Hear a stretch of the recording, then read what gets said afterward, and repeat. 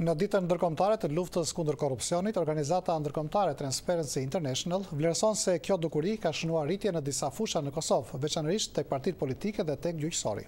Të ndjekim përhollësi nga Prishtina, korrespondentin ton Leonat Shehu. Organizata ndërkombëtare Transparency International gjykon se gjatë vitit të fundit ka pasur një shtim të shkallës së korrupsionit në Kosovë, duke radhitur partitë politike dhe gjyqësorin në shkallën më të lartë. Këto vlerësime janë përmbledhur në Barometrin Global të Korrupsionit 2010, që përfshin holumtimet e zhvilluara nëpërmjet anketimeve në 86 vende të botës përfshirë edhe Kosovën. Në vlerësimet e kësaj organizate, nota 5 shënon shkallën e skajshme të korrupsionit, ndërsa Kosova vitin e kaluar ishte radhitur në grupin e 3 të vendeve të ndikuara nga korrupsioni me notën 3.4. Në raport thuhet se sektori më i korruptuar është ai i partive politike, që këtë vit vlerësohet me notën 4.2 për dallim nga një vit më parë kur ajo ishte 3.8, ndërsa sistemi gjyqësor si vjet ka marrë notën 4.1 nga 4 sa ishte raportuar një vit më parë. Ndryshim pozitiv thuhet të jetë shënuar në sektorin e biznesit privat, ku korrupsioni ka shënuar rënien nga 3.7 në 3.3.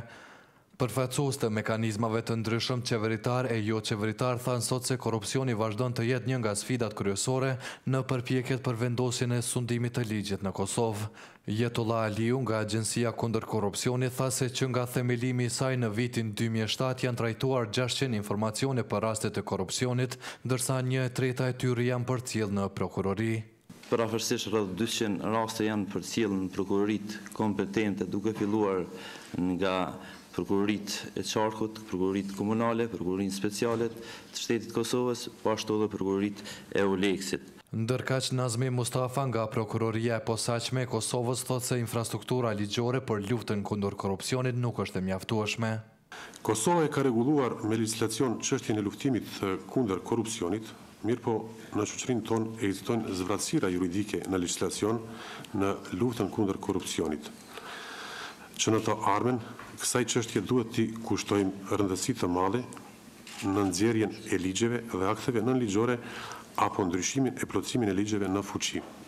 Habet Hajredini nga Zyra për Qeverisje të Mire, cila funksionon në kuadër të zyrës së kryeministrit, thotë se lufta kundër kësaj dukurie kërkon një angazhim gjithëpërfshirës. Një rol në realitet për ta parandalu dhe luftu korrupsionin, këtë dukuri të keqe, nevojitet një bashkim forcash tek institucionet vendore, ato ndërkombëtare dhe vetë shoqëria civile në vend.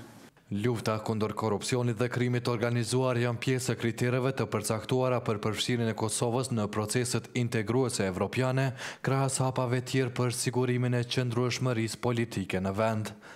Për Zërin e Amerikës, Leonat Shehu, Prishtinë.